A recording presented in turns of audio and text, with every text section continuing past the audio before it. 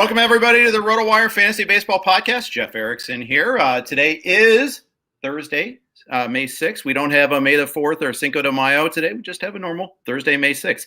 Nothing normal, though, because there's all sorts of day games, lots to talk about. My guest and co-host today is Broc Miller from FadeTheNoise. You can follow him on Twitter at BrocNessMonster. And I'm thrilled to have you on here, Broc. Thanks for joining me today. How you doing? I'm doing great. I'm so excited to be here. I really want to thank you for the opportunity. I spend a lot of time scrolling through Twitter, reading lots of interesting stuff from a lot of great analysts, just a lot of people that could deserve to be here, maybe just as much as me. So super excited to be here. Thanks. No problem. And that's one of the things with the RotoWire pod is we're trying to bring in new voices all the time. I've been around in this industry for a super long time, it's easy for me to kind of stay with my old reliables, but this is a great opportunity for me too. I benefit a ton just by getting to meet people. And you and I played together in TGFBI, I think 3 years ago, the first season of TGFBI. And that's how I got to know you a little bit online. So might as well get to know you a little bit. We were talking off air about what you do for a living. You're really busy right now. And busy is a good thing. Busy keeps the trouble away. Yeah. I've come to learn in my life, busy is a good thing for me.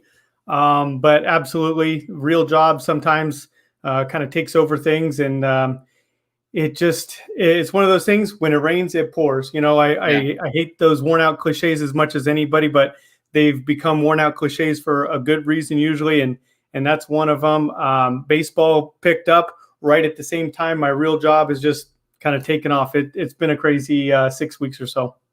Indeed. And hey, that's good. That means bills are being paid. You can play more DFS.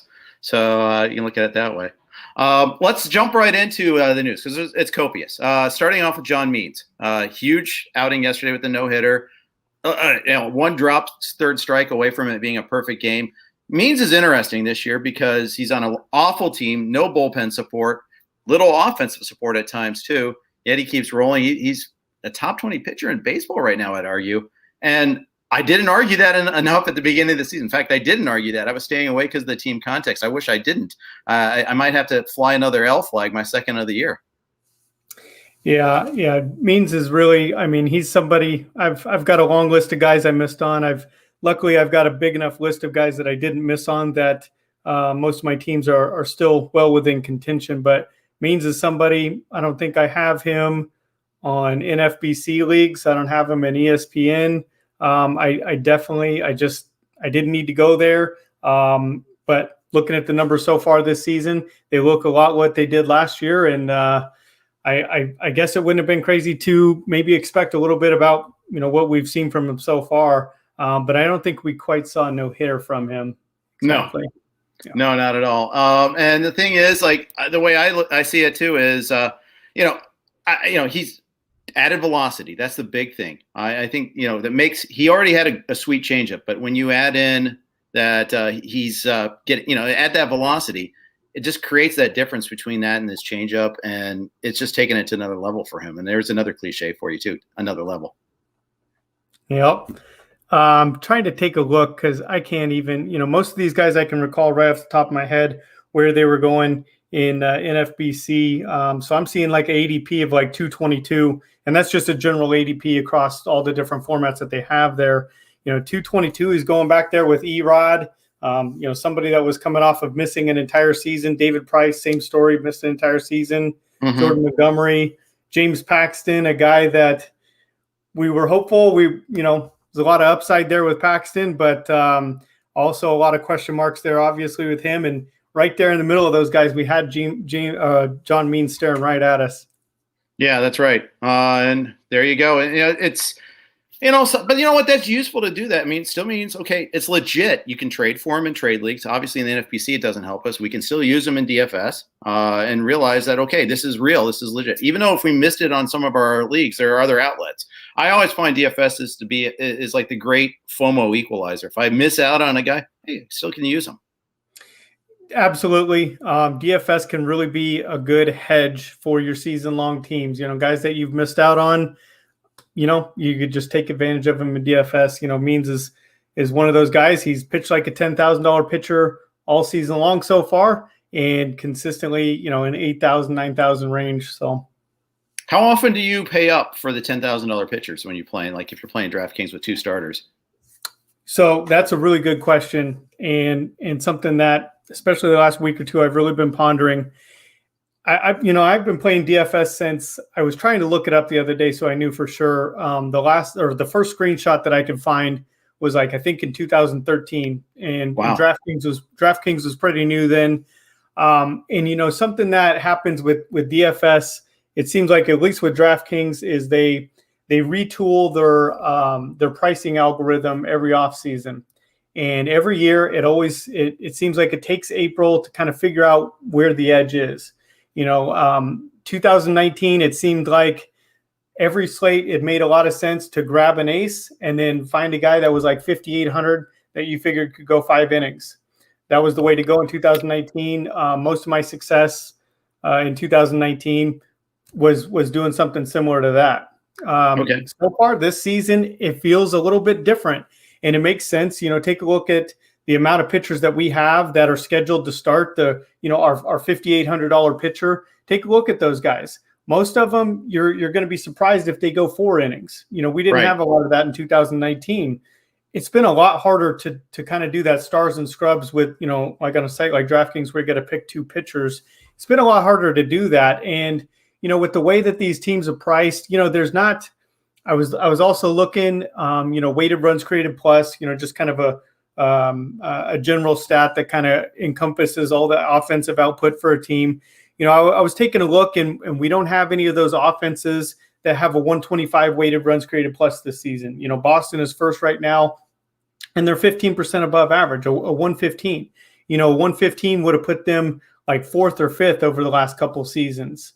And so it seems to me like you don't really need that huge expensive stack to go off. We've got some cheaper teams kind of going off so far this season. And so it's starting to occur to me that it's going to make a lot more sense this season, maybe to pay up on pitching on both spots. We've seen a lot of GPPs already, winning rosters where, you had two $10,000 pitchers on DraftKings winning those, those tournaments. And that's a lot of, single entry GPP. Right. That's what I play primarily. I don't play cash games anymore. I don't build, I don't build 150 lineups. I don't max those. I don't even max the 20 anymore. Some slates it makes sense to do that, but I'm mostly a single entry GPP player. And so this year pitching, am I paying up 10,000 at least once, if not twice? Interesting. I'm not I'm a dilettante when it comes to DFS. I enjoy it, but I couldn't rely on it as a living. Luckily, I have my RotoWire's provided a pretty good living for me over the years. So, I don't have to play on my own dime on that as much. But the thing is, we all have, our strengths, right? I think I'm stronger in season long. I'm stronger in just being able to do multiple sports and and that sort of time suck. To do it right, you really have to put a lot of time in to put your lineups together. And I feel like between my radio and my media responsibilities and just site responsibilities, I don't have time to put together, especially for tournament lineups where I think there's, you have to know like the ownership levels. You have to try to guess at that. That's not a strength of mine. Yeah, absolutely. And that's a good thing. That's a good way to put it too, is stick to your strengths. Like I think a lot of us in our real jobs, right? In our normal jobs, we know what that means. We do that at work, like when I'm at work, stick to your strengths. We get hit up to do work, certain types of jobs that we don't normally do. And it's like, well, we could take on this work, or we could just stick to the type of work that's a little bit more in our wheelhouse, something that we really know how to make money with. And, DFS is kind of a similar thing like that. I think, you got to know what your strengths are. And, my strength is, picking out, figuring out who the 2 top most popular stacks are going to be and cross them off my list and find a stack that's probably got just as good a chance as going off that night, but is going to come at a fraction of the ownership. That's what I'm good at, is, looking for those teams that are projected for, 4.7 or 5.2 runs, but the people aren't going to be on. Look for for those funny kind of numbers that we're seeing, especially like right now, early in the season. I know like an example here is Detroit's numbers against left-handed pitching. Absolutely putrid, right? I think like a 38 weighted runs created plus or something like that. Well, anyways, Jeff Zimmerman on Twitter the other day put out a link. He wrote an article on his site about how other teams, when 5 weeks into the season, when they have a split as bad as the Tigers do, so like under a 50 weighted runs created plus or something like that, how do those teams end up finishing in the season? And the worst split at the end of the year, the worst splits in all of baseball, you're talking like a 78 or an 81 weighted runs created plus, which, granted, those are horrible numbers, but the way that people are putting stock into that 38 number for Detroit now. So you just know anytime there's a left-handed pitcher on a slate going up against Detroit, they're going to be massively popular. And if you can poke some holes in that pitcher, there's a good place to start your pivot right there. And that's a good way to attack single entry GPP. You mean you can't poke holes in Martin Perez? Exactly. You know what? The weather actually gave me an out there. I'll admit to going there. I rostered him yesterday, worked out just fine, and the weather was just enough to scare people off. He was 4% owned. 4%. Wow. So 4% owned against Detroit. Left-handed pitcher at 4% owned. I could go for that. I figured he'd be lower owned. If there's no weather issues there. I'll bet you he was going to be more like 25% owned. So sure. That makes sense. Today it was weird because the main slate was a day slate, all but like two of the games were in the day slate. And I'll admit I used Evaldi. I was kind of the square as that, and that did not go very well at all. It's ugly. Which is it's kind of a interesting, thing that, you see that. And I feel like it was weird for me is early on, I thought I could handle. I was doing pretty well. I was nailing pitchers pretty well. Lately, it's not as well. In part because guys are getting priced up a little bit too. The guys that I could get in the 7,500, like a Freddie Peralta against the Cubs for 7,500, now he's in the 9,000s, and it's not as nearly as much of a value. It gets a little bit tighter, a little bit tougher. Yeah, absolutely. And then there's a couple of those guys that just. It hasn't really adjusted up yet for, like JT Brubaker was still like 6,500 the other day or whatever. Yeah. And, he's been a good pitcher. There's still a couple of them out there, but overall, I agree with that. It's catching up a little bit there. Joe Musgrove is not going to be, 8,500 and 12% owned anymore. People are really caught up to his performance thus far. So. Yeah, I think that's right. Okay, a couple other big news items here. Albert Pujols, you've heard of him. The Angels designated him for assignment. He went to them and asked for his release after getting benched last night against Ryan Yarbrough, who had, I think he was like 6 for 9 in his career against him with a couple homers, or maybe it was 9 for 12. He was looking at all the BBP charts and all that. And he's like, hey, you got to put me in. What am I doing if I'm not playing? What am I doing here if I'm not playing in this game? But this has been building up. He had gotten a decent run of playing time, but they've got guys that are lining up. And Gerald Walsh really should be playing first base, shouldn't be playing the outfield anyhow. There's really not a place to play Pujols when Ohtani's in the lineup. So you can see where this was going. But at the same time, it's a little still shocking to me to see it happen. Definitely. And, it's interesting too. I don't know how this works, but, he has like a 10-year contract, a personal services agreement for 10 years that follows the expiration of his current contract, his player contract. So it's obviously it's not the same thing. He was $23 million a year under his player contract there, but he still has a 10-year deal for the Angels that starts next year. So I don't know what a personal services contract is, to be an assistant or whatever there, but I guess theoretically he's going to be back with the Angels next year, I guess, right? It's kind of like the Bonilla contract, right? It's just I don't know. It strikes me as it's a deferred payment, and they might find a role for him possibly. Or they may just say, just cash your, they may have him coach, or they may just let him just do his thing. I don't know. That's interesting. So maybe that is just a way to push some of that money back. I know that like kind of Philadelphia did that with Bryce Harper. Bryce Harper wanted $330 million, and instead of giving him 10-year and $330 million and having $33 million count towards the the luxury tax purposes there, Mm-hmm. they gave it to him for 13. So, he gets his 330 million. If they release him with 3 years left, he's still going to get his money. And, luxury tax purposes, they didn't have to, they're further underneath the threshold there. So, yeah, with Pujols, I mean, he is such an interesting case there. I still remember the day he signed that contract. I still remember a lot of the conversations that came from signing that contract. It's kind of funny is I don't think I'd rostered him in DFS in like 3 years.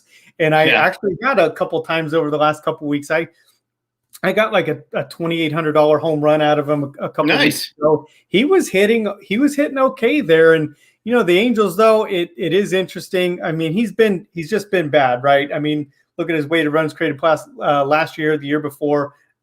Definitely just one of the worst hitters in baseball, right? There's not a lot of debate there. He's been bad, and that offense is good, even with his bad number right there in the middle of them there. So, but I think you nailed that. You got to get Walsh in there. You got to start figuring out some of these long-term pieces here. They've really got to put a competitive team out there with Mike Trout, and they've got to start figuring out things soon. Yeah, I think that's right, and they realize the concept of sunk cost. I mean, the fact is they're going to pay him regardless.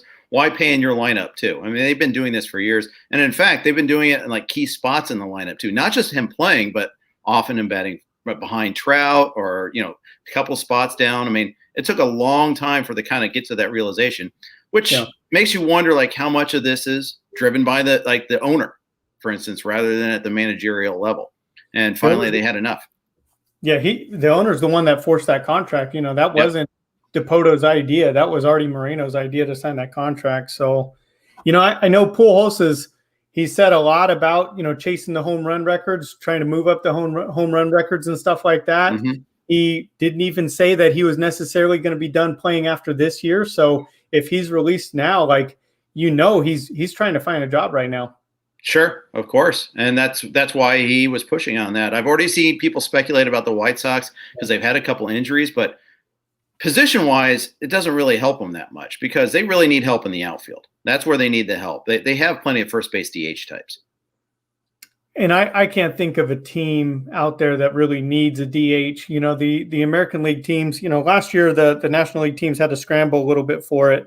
Right. But like the American League teams, all those teams are pretty well built with the idea that we don't have a DH. DH is a spot where we get a guy off his legs for a day, but we still have his bat in the lineup. I mean, most of the teams are doing that now. So I honestly don't see where Pujols fits on any of the teams. Yeah, unfortunately, I have to agree with that as well. Injury notes. Of course, there are many. There are plenty. Today, Byron Buxton left with a hip strain.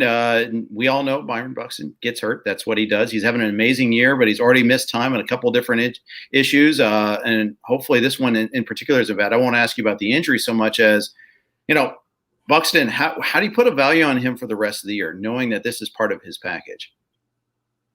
Well, yeah, that's a really good question. I mean, I know how the lenses that I am looking through when I am making these kinds of decisions preseason, during draft season.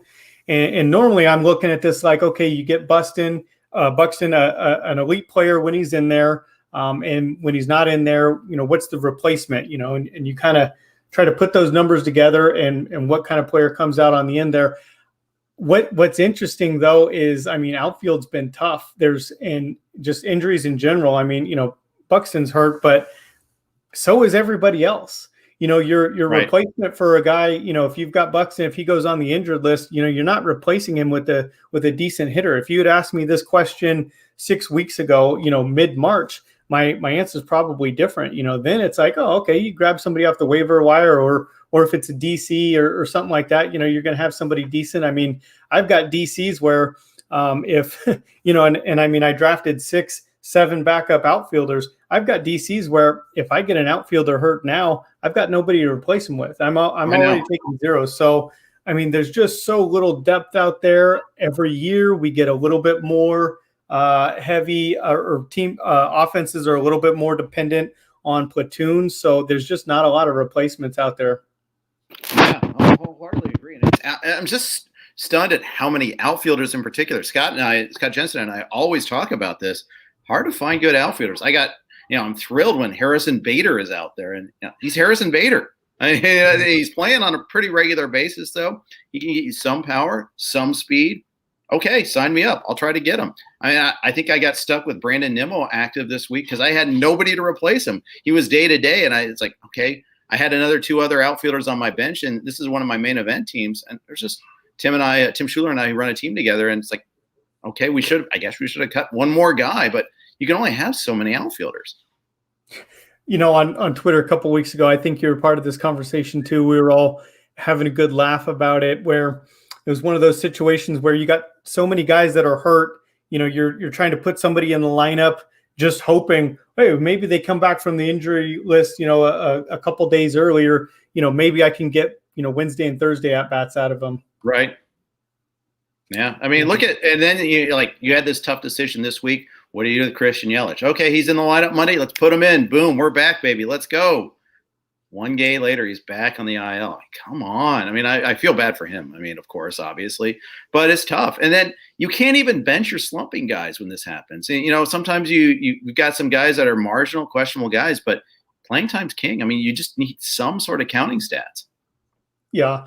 I think I have Tommy Pham in like 4 out of my 11 leagues on NFBC, and he's active in every single one of them. That whatever 130 batting average or whatever it is, and batting average, that's kind of the one spot that seems like it's really hurting. People are talking about a lot on Twitter there, a lot of tweets about batting average just being down across the league or whatever. And I took kind of a look at it. I compared.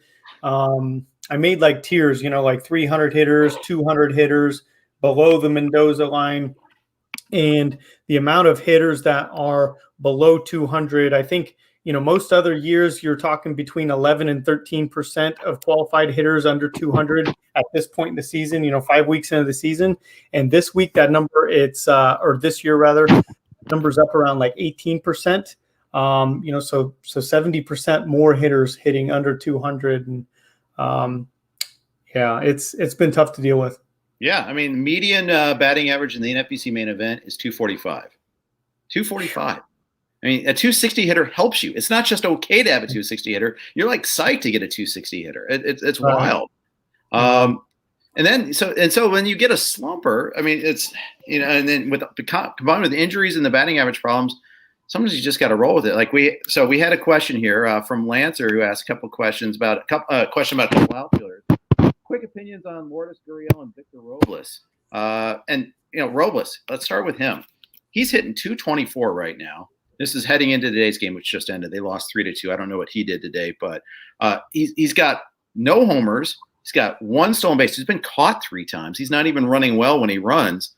He is walking more. Yay. But, you got to actually do something at some point in time.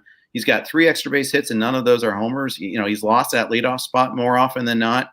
I mean, what do you do with the Victor Robles? Well, yeah. So he's definitely hitting 8th a lot this year. He's hitting 8th, so he's hitting in front of the pitcher. Not a great spot there. Just kind of pulling up a couple of the numbers, taking a look underneath the hood. The plate discipline there. He's actually swinging the bat a lot less. His swing rate is down to 42%. So, that's quite, usually he's up there about 50%. So he's swinging less, which means he's, chasing a little bit less there, but the quality of contact just must be absolutely horrible if he's chasing less and he's still putting up like absolutely no numbers. Cause it's not like this guy was a complete bum. What was that? 17 home runs in 2019. That was his kind of first shot at having the job there. 600 plate appearances, hit 17 home runs with all those steals. So, this is a guy that we've seen, the walk rate's 12%. It looks, I mean, if you're really looking for some silver lining on this guy, he's definitely taken a different approach at the plate there. 12% walk rate this year. Years past, he's a 5% walk rate type of guy. So, for context, that means he just doesn't walk. 5% is pretty low there. So he's definitely making a noticeable adjustment at the plate. It's not working out so far. I kind of, when a guy who's good enough at baseball to the point that he's made it to the major leagues is making big changes like that, like those changes haven't paid off so far. I've got to think he finds a happy medium there between this new approach and the old approach. And I think, we're not going to see as much power as we saw from him before. Maybe he's not that 20 homer, 30 stolen base guy there. But I think he's going to be able to get back to some kind of, respectable levels there. I just hate the StatCast stuff, though. I mean, average exit velocity, hard hit percentage, they're all down. And they were down even in 2019. That's the thing. Scott Genstad is always, talking about that. But yeah, and you start hitting the eighth a lot. That means fewer running chances, especially with the lack of DH. It's a real problem. I don't know what I only have him in one league, and it's an OBP league, so he isn't killing me as much. But yeah, I expected him to run. When I get everybody healthy again in that league, I'm going to have to make a hard choice on him pretty soon. And it's a keeper league too. It's a long-term dynasty league. It's XFL, so I've got him at a great deal. And it's slow acceleration too. And it's just but you got to produce at some point. I mean, we only have 15 keepers. You have to make that decision. And I made some decisions. I let some other potentially useful guys go because I wanted to keep the long-term upside. But at some point, you have to start delivering, and it's a tough call. The Blue Jays, Lourdes Gurriel. I mean, they bought some time with him because George Springer's going back in the IL. And judging by the comments I saw from the Toronto beat writers today, they're thinking it's going to be more than your 10 days with this back to the IL trip because of his quad injury. But Lourdes Gurriel's batting eighth in the lineup again, too, a lot. He's not hitting for average. That's the one thing he was supposed to be able to do. He's hitting 221 going in today, 2 homers, 9 RBI, 8 runs, and 1 stolen base. That for a top 10 round player, that's just not getting it done. Yeah, take a look at his numbers real quick too, and the batting average, balls in play is down a little bit and stuff like that, but absolutely no power from him. It's looking at the rankings, looking at the numbers there. I mean, it's supposed to be a 50 hit tool, supposed to be a 55 raw power. We're supposed to see a lot more out of this guy than we've seen from him so far this season. But as a guy that already didn't walk, and he's not walking at all this year. That he didn't really have any room for that to get any worse there. So he's got a 58 weighted runs created plus so far this year, and he's definitely earned it. But that said, man, it's kind of strange when a guy, let's see, last year 135 weighted runs created plus, the year before 124. It's kind of hard to put up numbers that solid for a couple of years and then just disappear. Not going to say that it doesn't happen because we've seen it, but it's pretty unlikely. So there's got to be some kind of a rebound in this guy, but he's one of those guys, like you said, you're hoping for some batting average from him, but he's not going to hit that many home runs. He's got a little bit of power. He's not going to steal. It's a tough spot because this is a guy that you don't want to trust, but there's not a lot of depth on the waiver wire. Yeah, I'd trade for him, I think, in trade leagues. I think you could probably get him at a reasonable price. You just point out, I'm short an outfielder. You can't, you kind of like, okay, you list him among the choices that you're seeking out. And of course, the guy who's got him rostered will probably rather trade him than someone that's doing better right now. And hopefully, kind of approach it like that. And otherwise, if he doesn't want to trade Lourdes Gurriel and he thinks highly of him, just like you might maybe you get another outfielder that's doing better. But either way, you're trying to find somebody there. Well, I think it's probably whoever has him is deciding between trading him and cutting him, right? Yeah, that's right. Chance for that too. So. Yeah, that's also true. Okay, a couple other injury notes here. Anthony Rendon, just went back on the IL this time after falling a ball off his kneecap. This is the second trip already this season. He had a little bit of a slow start last year because of health issues. I mean, it's part of his bag as well. Same as like we were talking about Buxton earlier. It's kind of similar to that here too. Yeah, Rendon is, extremely talented player. Both sides of the ball, obviously. Somebody that played an integral role in that World Series that the Nationals won in 2019. But man, after he locked into that contract, it's been one thing after another for him. I mean, even in the shortened season last year, I know that he was somebody that I valued in drafts just because he felt like maybe like a third round guy that was more being drafted, further down fourth and fifth round there. I didn't really like third base much after, if it wasn't Machado or if it wasn't him, or Devers, those kind of three top choices there, anything below, or Jose as well. After that, I didn't really like a whole lot of the options there, but it's been a tough go of it. And, for me, a lot of the notes that I'm taking with this is, you take Rendon out of that lineup and, of course, Mike Trout's hitting 400 and we don't even really expect that to come back down at all. Like maybe he's just going to hit 400. He's that good. And Ohtani's great, of course. And, Walsh has been solid against righties. I think Walsh overperformed a little bit last year.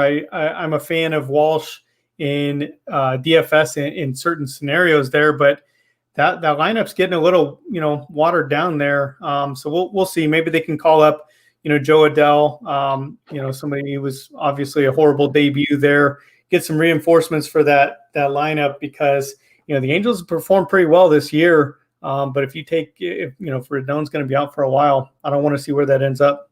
Yeah. I mean, and the thing is, it's like, I always argue the Angels seem to be this, like the sum is less than, the whole is less than the sum of their parts. They have Trout, they have Ohtani, they have Rendon when he's healthy, but they don't put it all together. They always seem to be like, oh yeah, this should be a really good team. You look at Trout, you start with Trout and you look at some of the other issues, some of the other top players, this should be a pretty good team. And then you look at them with their 3 games under 500, 4 games under 500. What's going on again here? And I know a lot of that could be arguably his pitching, but I wonder what's going on with them. And it's tough when you lose one of your key players.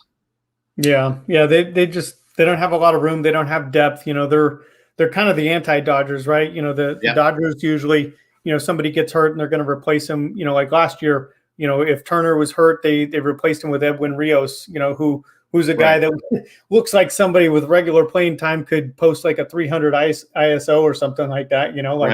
That's the guy that you replaced, one of your stars with. The Angels are definitely different than that. And and even we're kind of seeing that the Dodgers are a little bit different than that this season. Their depth does not look the way that it did last year, but our guy Rios in particular has really struggled, and that's unfortunate. I had him in a lot of DCs early on.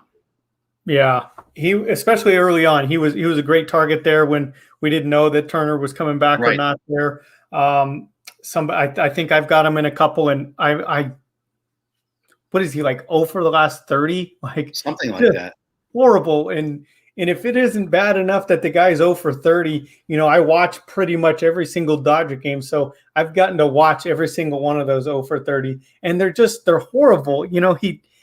It feels like Juan Uribe from whatever 7 years ago. There's a throwback. Yeah. When Uribe was going so bad, Uribe was hilarious because he had the exact same swing and he would just go up there. He would I swear he would just have it in his head like, okay, 4th pitch, we're swinging. He'd go up there and take a couple pitches, make it look like he's trying to read the pitcher or whatever. And on the fourth pitch, he'd take this huge swing right down the middle. And if the pitch wasn't right down the middle, he'd swing and miss. It'd be 2 feet down, 3 feet outside. It didn't really matter. He had the same swing every time. And Edwin Rios, one of the most powerful, quick, it's kind of it starts out a short swing, but he really ends long. But it's a great swing, but it's the same swing no matter what. It doesn't matter 0-2. It doesn't matter if the pitch is down low, if the pitch is up high. He just seems like he doesn't read the pitch at all. He's got a good swing, but doesn't read it. Well, hopefully, Rios's career can model Uribe's how he came back after that initial horrible stretch for the Dodgers. He was actually pretty good when they started, making the playoffs again. He was actually a key part of that, which, maybe that could be the hope there. That's the goals in life, if you will, but we'll see. Before we go on, quick note from our sponsors. We always do this. They have a couple of pre-recorded ads we're going to put in right now. For those of you that were on the audio podcast, thanks for listening to our ads. It does help us quite a bit, but let's keep going. I'm Jeff Erickson. I'm here with Broc Miller from FadeTheNoise. We've been talking a lot of injury notes. I want to talk generally, just dealing with injuries this year, how hard it's been, both season long and from a DFS standpoint. I don't know I've seen some pushback from like Will Carroll suggesting that the injury numbers aren't higher than they are, but I gotta tell you, I feel like they're higher than ever. If I'm going on based on a feeling, I'm right with you. It feels like there's so much news. It's so much to keep up with. And, based on that alone, I could tell you there's more injuries, but I saw some numbers from Derek Rhodes on Twitter. I don't know if you have him on Twitter. I do. He's kind of the injury guy there and does a great job. And, and he ran through the numbers and they're definitely up. There's definitely more injuries. And then I think on top of it too, guys are getting nicked up and it seems this is one of these things that I can't prove and I have no numbers for, but it seems like, teams are a little bit more likely to rest guys. I think they're kind of seeing, how these guys or they're taking more into context how guys are performing when they are nicked up. And right. what, they're getting guys time off a little bit more. They're using the bench guys a little bit more than they have in years past. If your star player's nicked up, you sit them down. In years past, some of those guys, your top players are playing, 155 games a year. I think it'll be interesting to see how numbers come out at the end of the year, but I don't think you have hardly anybody playing 160 or 150 games this year. I'd agree. And, funny thing is I thought it would show up a lot on the pitching side. I didn't realize it would affect the hitting side nearly as much as it has. I think that's the thing that's caught me off guard. Yeah. Yeah. Between the, abnormally low batting averages early in the season, and then the injuries on top of it. I mean, it's been quite a scramble. It has. I was reading a tweet too that the start of the minor league season is tracking similarly too. That it's sloppy play at least. Strikeout rate in the California League games early on is super high. And the errors are also high in the first few games too. I mean, it's a few games. We're talking 2-3 games here. So, say what you will about the sample, but at the same time, it just shows. I mean, these guys have been off, and then the minor league guys, they've been off for 2 years. We saw Hunter Green. He had his first start yesterday in over 1,000 days, which is just wild to me. But for anybody that didn't get to the alternate training campsite, or even worse, they just didn't get anything at all. I mean, it's just got to be such a ramp up here. I think we're going to see a lot of minor league injuries too. Yeah, and that kind of makes sense. You play golf, right? Yes, poorly, but avidly. Okay, so imagine you only went to the driving range for a year and a half. You just never got out on the course. So you're not like not playing golf at all. You're not like not touching the golf clubs, but you haven't been out on the course. You haven't really put it to use. You've just been at the driving range for a year and a half, and then you go back out there to play around. It's not going to be the same. Nope. Practicing for a year and a half isn't the same as mixing in the final version there. You're not playing any games. You're not out on the actual course, putting it to use. So I think that makes sense for me. I play some golf as well. And, that makes sense for me. And seeing that from the minor league guys just kind of fits right along with that. You're out in Riverside, right? So the side of the river. Yes. Yeah, so it'd be like going to Oak Quarry after not playing any course for about a year and a half, too, playing a hard course and playing it from the tips. A beautiful course, mind you, but just doing that without just having just going to the driving range where you have and one where you can't hit driver too, like a short driving range or something like that. And you're only hitting off of mats. That's it. That's almost what it's like there, the controlled environment. So yeah, I agree. It'd be really difficult. That's the analogy: hitting off the mat versus hitting off the grass. There you go. Yeah, there you go. Indeed. Okay, let's talk a little bit more about what you're doing DFS wise. You mentioned that you like doing single entry contests the most. Why did you stop playing cash games? So that was something that kind of happened over the course of a few years. Cash games, it's something that I quit playing in baseball, but not other sports. And now I mostly just kind of take the off season off. Okay. I do so much for baseball between season long, between DFS, between writing. Last year I was doing a solo podcast, which was just absolutely taxing. I got to the end and, everybody's tweeting about NFL DFS all day. And I was like, I don't care. I'm not playing. I don't want to watch. I don't, just nothing. So I just needed the time off, but, I After I quit playing cash games in baseball, I was still playing cash games in the NBA, and I think that makes a lot of sense. The NBA is such a in NFL too. Those are sports where DFS wise for playing cash games, you're really just trying to predict volume, and with that volume, a certain floor of fantasy points are going to come along with it, and that's easy to do. That's something that if you're good at it, you can string together 7 straight good days, in NBA cash games. In baseball, there's the variance is just way too high in baseball. In 2013, 2014, I would get on and read Roto Grinders articles and read about, in Fantasy Insiders articles and read about playing. And that was the big thing. Play cash games. You can put 10% of your bankroll into GPP, but you want to focus on playing cash games and kind of build up that bankroll. And, back then the rake on the DFS sites was like 8% or whatever. The rake now is like 15, 16% in cash games, I think. Yeah. It's doubled, and you might not think that affects you, but it really does in the long run. There's been a few articles posted by some of my friends on Twitter over the last, actually, especially over the last 6 weeks. This year people are really, the word's getting out on game selection and DFS, and to win in cash games, you got to win 70% of the time. And if you're winning 70% of the time, that's an 8% return on investment. To give a little bit of context there, you can make 8 times as much money by playing single entry DFS every day, losing 29 days, and then you build a big one on the 30th day. You're losing most of the time, and you got to have the stomach to be able to go out there and just the bankroll for that matter. Get smashed 30 or 40. Well, yeah, and you got to manage your bankroll right too. Don't go out there and putting 25% out there on any given day. But yeah, you've got to have you got to be able to commit to the process and lose for an extended period of time. But if you get that big one, on that 30th day, that makes up for it tenfold. You're going to make way more money than you would have even if you were out there, cashing in cash games 70% of the time.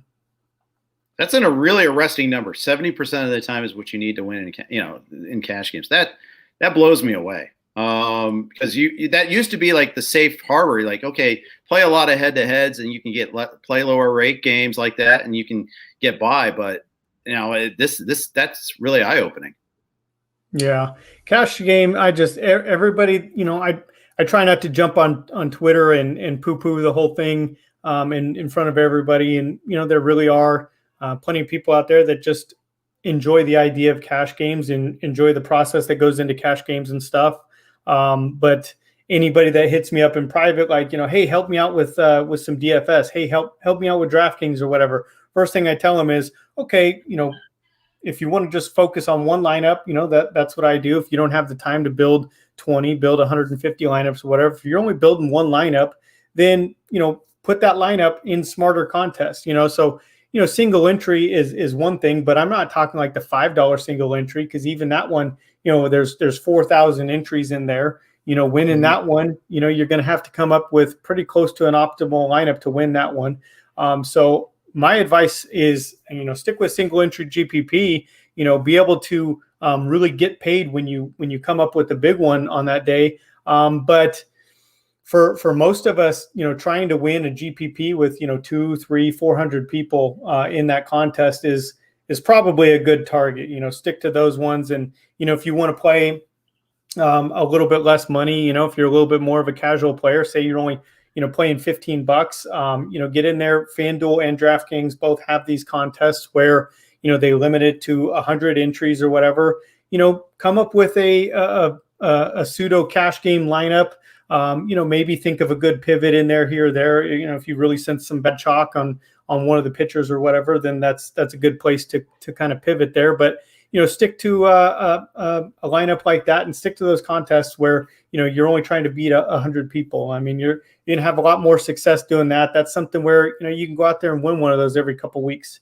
And you're you're going to have a lot more fun than if you're, trying to build a lineup and try to beat 4,000 people in the $5, single entry GPP. You're going to have a lot more fun in those smaller contests there. And on I'm not sure on FanDuel, but on DraftKings the rake is a lot less on those as well. Yeah, that's smart. Smart. And again, that's the thing. I think people lose sight of what looking what the rake is. I sometimes overlook it, sometimes too. You get comfort, you get in a groove, you get comfortable, and you just start playing these contests you always play. They kind of sneak in and take away from you on that too. So I think that's really good advice.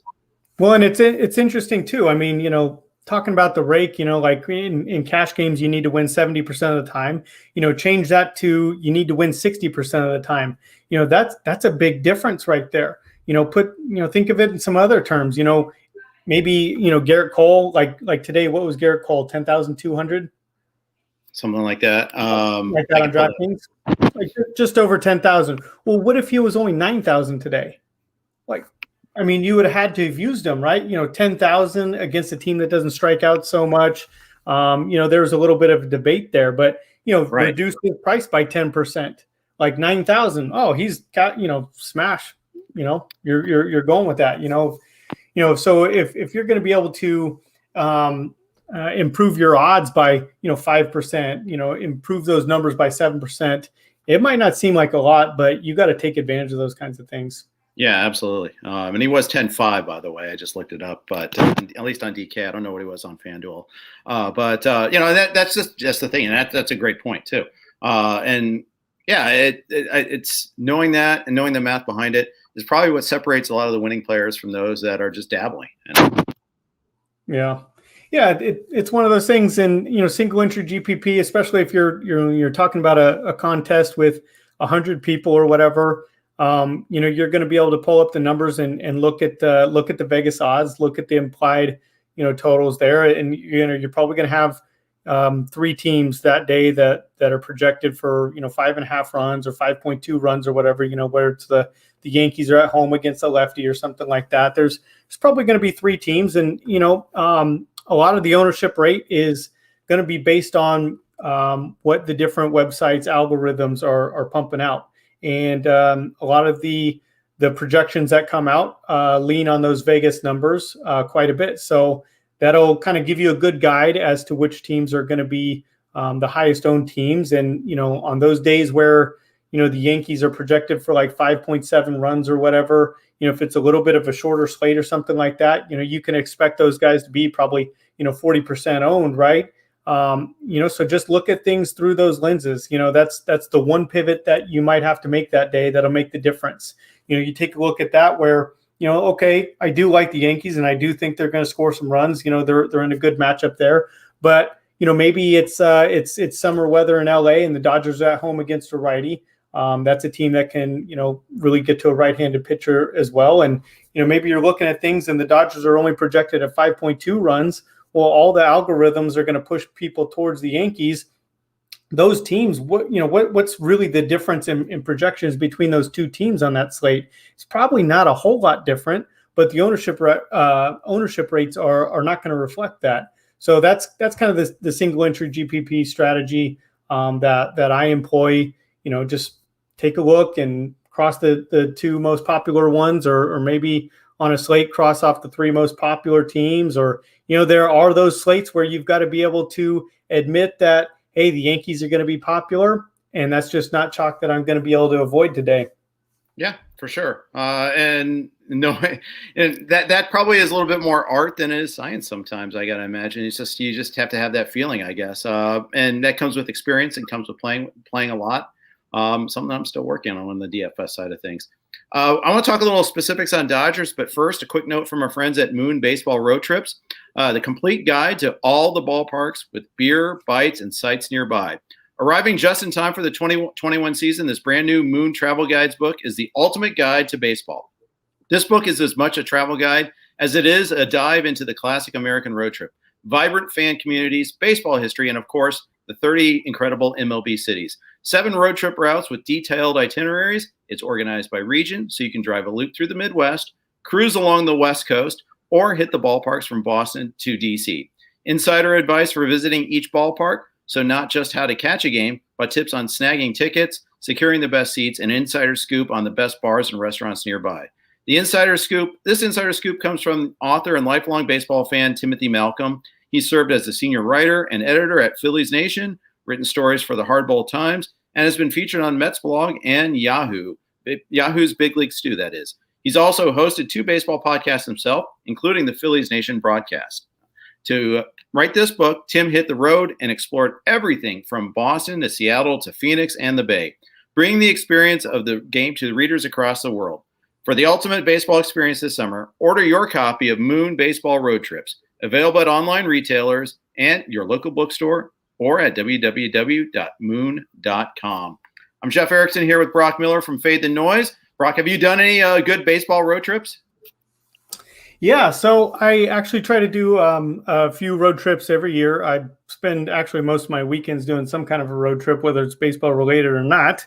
But yeah, road trips for baseball stadiums are one of my favorite things. And I kind of have this goal. I thought it was a cool goal at the time, but it turns out that everybody more or less has the same goal, and that is to see a baseball game at every stadium, all the major league stadiums. And I don't know where you are on your list. I am about halfway through. I'm at 15. I'm actually at like 16 stadiums, but one of them was the old Texas stadium. So at some point or another, I'm going to have, if I do complete my list, it's going to be with 31 stadiums, just because I'm going to have to double up over there in Arlington. But where are you at on your list?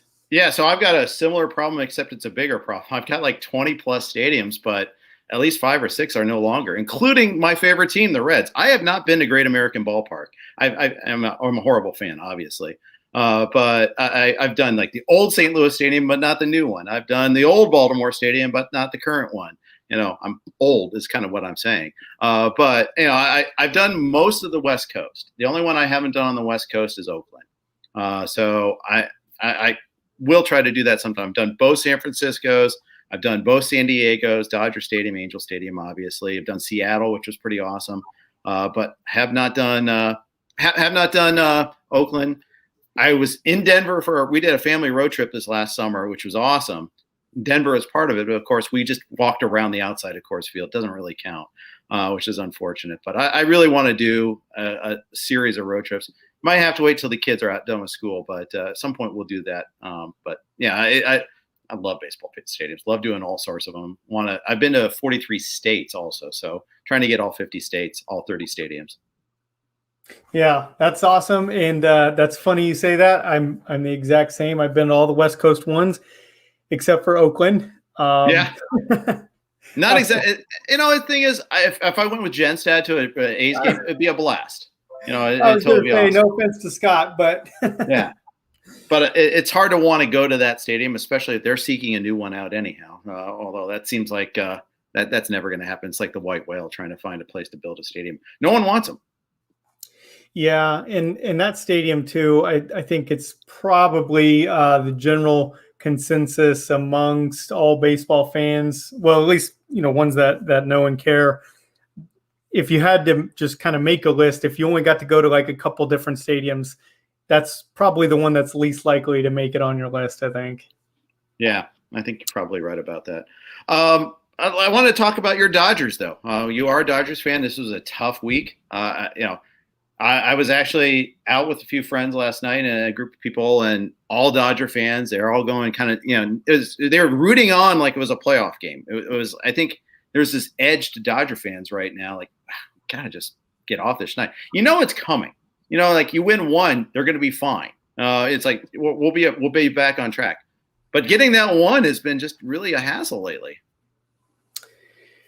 Oh, it has been. You know, I don't have the numbers. I swear, though. I think it's like 3 out of the last 16 or something like that. Only 3 wins in the last, you know, whatever 2.5 weeks. It's been tough. It's been like a myriad of problems. It's been defense. It's been the bullpen a lot. You know, the starting pitching's been fine. You got like, you know, 4 aces there. Dustin May going down really bums me out. Yeah. I don't know if you caught wind of this kind of preseason. You know, everybody was trying to, you know, it just for whatever reason on Twitter, everybody felt like they needed to plant their flag on either the Tony Gonsolin hill or on the Dustin May hill. And basically everybody was over there on the Dustin May side, and I was all alone over there. Well, maybe it was just me. I take that back. Maybe it was just me that felt like I had to plant my flag there. But, I was really confident in Tony Gonsolin over Dustin May. And I took Gonsolin over May in the main. I'm there with you. I'm in Kathmandu with you. So really like the upside with Dustin May. Obviously, anybody can go out there and throw 100 miles an hour in the sixth inning is somebody that you want to watch, and he was so great with the gifts, the pitching ninja gifts last year and stuff, or GIFs. Excuse me if I don't know which way you pronounce that, but I don't even care. So Dustin, I mean, he was really taking a step forward. He was really proving me wrong, and I couldn't have been more happy to be wrong. Really just, watching him be out there and thrive. He was missing bats. I don't know.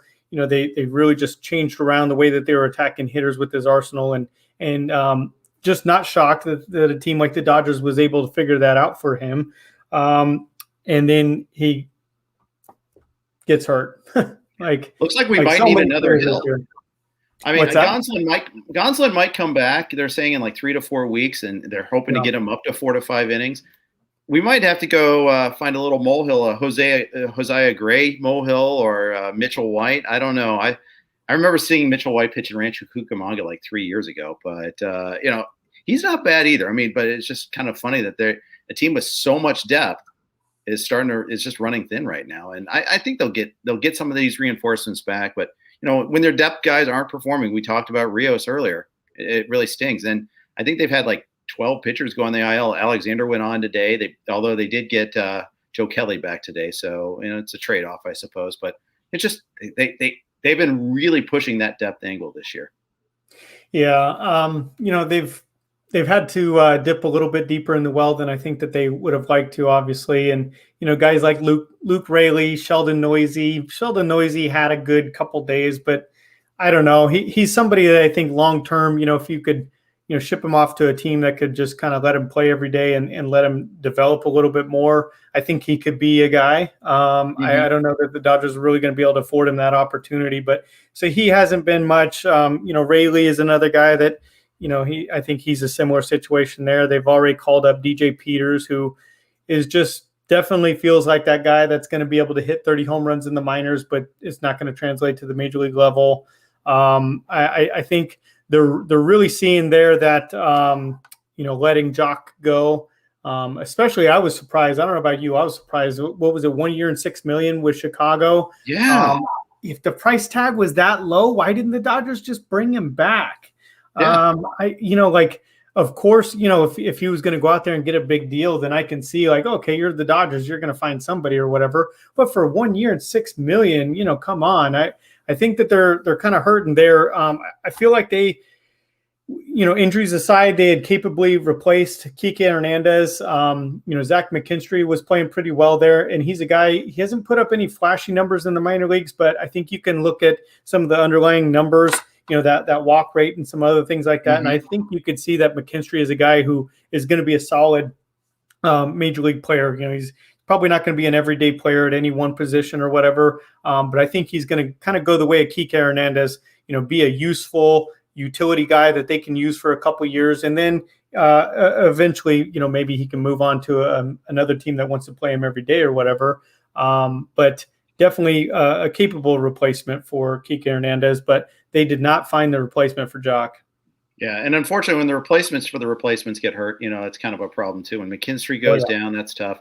It's funny you mentioned Jock, because Scott Genstad, co-host and friend of ours, asked if some random person were to have to bet on Jock Peterson's batting average at the end of the season, will you be willing to add 50 points for each bat flip for walking off homers that are really routine flyouts? Referring to last night's game.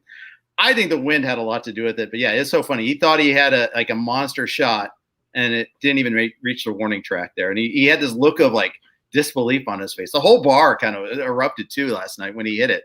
It looked like he hit it. It was typical to like being at a stadium and reacting to a routine fly ball, but the way everybody reacted, including him. But it was kind of funny. when he hit it, I happened to be at the taco place in downtown over there, and when he hit the ball, I stood up out of my seat. I thought I was grabbing my phone. I thought I was grabbing my wallet. I thought I was walking out. I thought it was gone, and I was like, I don't want to watch any more of this. I can't take any more of this.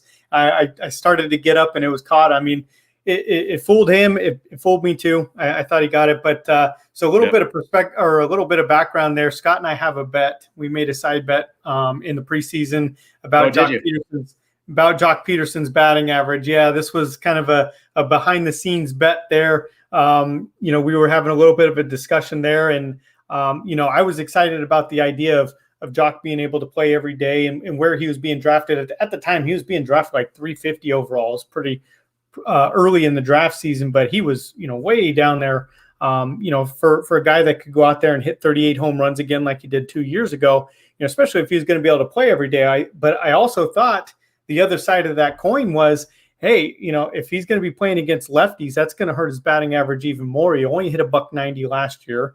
Even with a little bit of luck this year, I thought, I can't remember our bet. I'll have to go back through the DMs to verify. I can't remember if we put the number at 222, 228, somewhere in that range. I thought he was going to hit below that number. I got the under. Scott has the over. So looking at it, so far, not so good. He's hitting $143. It is early, but it's I'm a little bit worried. I'm feeling good about I'm feeling good about my bet because there's a lot of guys hitting $143. There's a lot of guys hitting $170. Batting average is down already, and if Jock's going to struggle at all, I don't know. But he started out. It's Chicago. It's cold up there.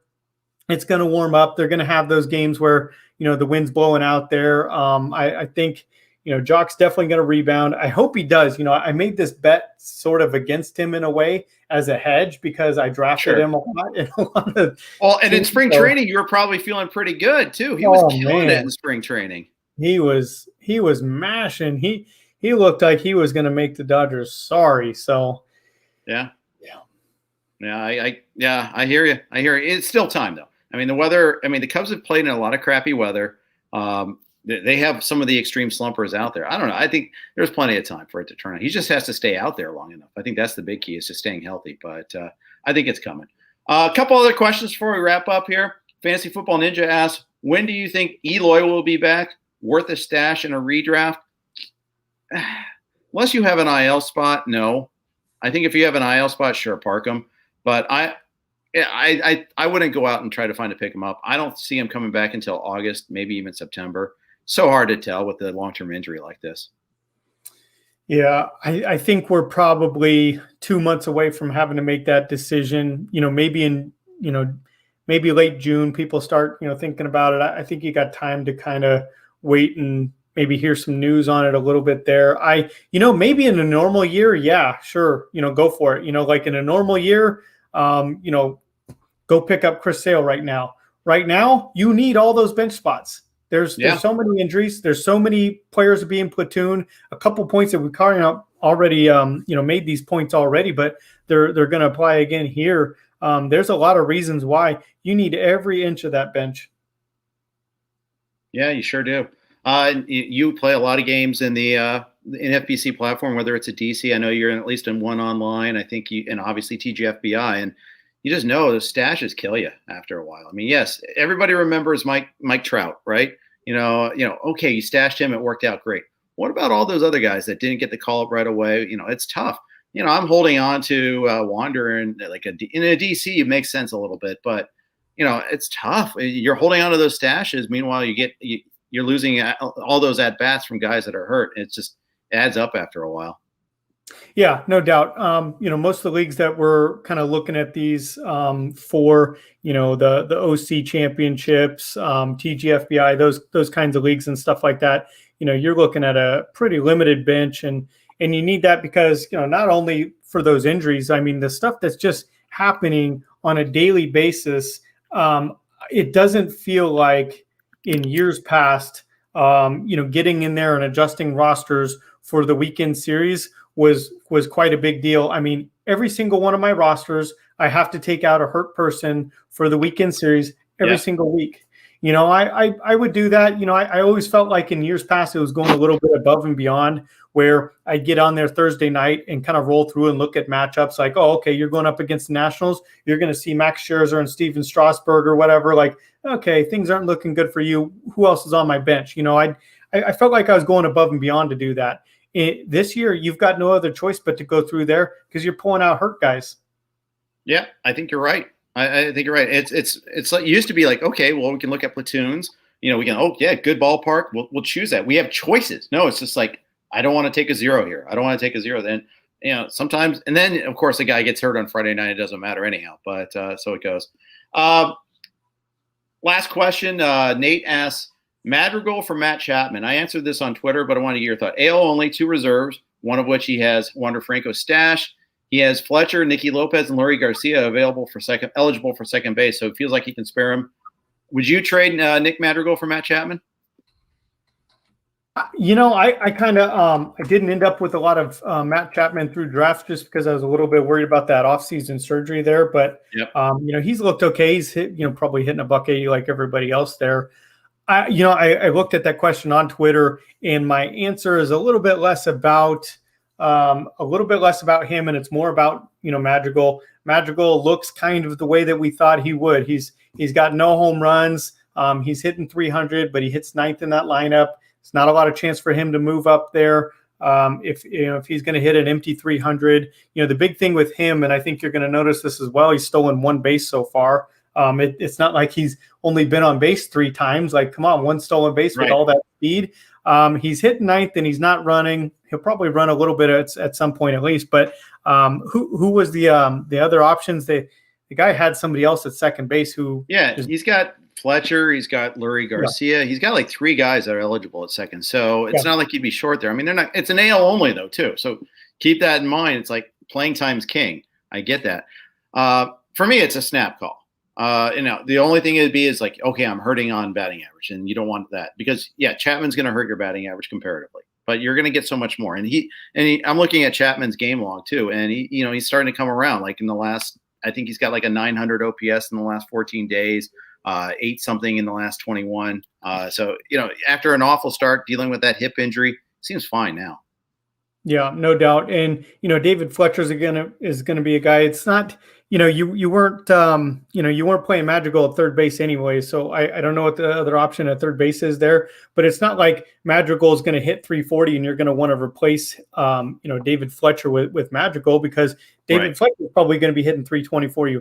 Andy hits at the top of that lineup. He's got Mike Trout behind him. He's going to have the counting stats. He's going to score a lot of runs. He's even been running. I think he actually has a few stolen bases, so he's outrunning Madrigal. You're probably not going to replace Fletcher with Madrigal anyway. So I'm with you. Absolutely.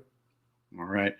Thanks for the question, Nick. Hey, before we sign off, Broc, what are you working on? Where can people find your stuff? What's the best way to get a hold of your advice? Yeah, definitely. Follow me on Twitter there. I am working with FTN right now. I do a semi-weekly podcast with my buddies Matt and Matt over there for FTN. We mostly talk season-long stuff there. As I kind of alluded to earlier, work has been kind of a beast for me, and we haven't really been able to go forward with the plan. With our initial plan, I had planned to be a little bit on their DFS show with them in the mornings, talking DFS and stuff like that, and that hasn't quite worked out yet. I think things are calming down a little bit, and you're probably going to see a little bit more from me at FTN in the near future here. So we'll just kind of have to play it by ear there, but definitely hit me up on Twitter. As busy as I get, I always answer every single question that comes to me on Twitter, whether you just, write me there or send me an inbox, whatever. I'm always down to help. If you just want to, chat baseball, I'm usually available to do that. I find a way. So definitely FTN. And if you're curious about the site, if you're interested in any of the DFS stuff that I was talking about earlier there, FTN has a great site for that, FTN Daily. There's projections on there. There's ownership projections. Something that I was kind of talking about, looking at those ownership rates in single entry GPP, you want a good website that's going to be able to give you good ownership projections, something you could definitely find at ftndaily.com. So give us a look over there. If you have questions about it, absolutely, hit me up about that. I could teach you how to use the site. I can, basically whatever you need, hit me up on Twitter. I'm there. Very good. Hey, Broc, this has been a pleasure. Thank you so much for jumping on with us today. Good to get to actually talk to you after just like tweeting back and forth all this time. Absolutely. Agree completely. Really enjoyed it here, and look forward to listening to all the other RotoWire podcasts. Awesome. And what next one coming up is our 2 starters with Clay and Todd Zola tomorrow. So make sure to tune in for that. Thanks for listening today. Have a great day. Try RotoWire today, free for 10 days. Get our premium tools, rankings, analysis, and breaking news alerts. No credit card required. Go to rotowire.com/try.